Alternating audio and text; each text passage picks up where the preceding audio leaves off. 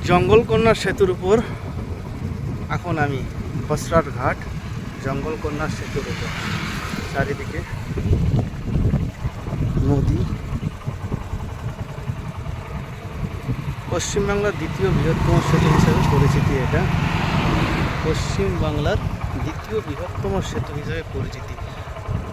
এই ব্রিজটির বেশ লম্বা, অনেকটাই লম্বা, যেটা মোটামুটি আনুমানিকই প্রায় 1.5 কিলোমিটার আনুমানিক, তো বেশি তো কম নয়। তো ওই প্রান্ত থেকে গাড়ি আসছে, আমি এই প্রান্তে নামলাম।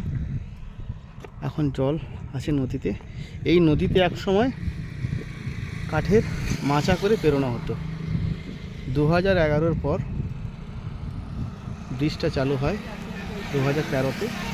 তো সেই থেকে ওই পাশের কেশিয়াড়ি, এই পাশের উড়িষ্যা যাওয়ার রাস্তা পথটি সুগম হয়।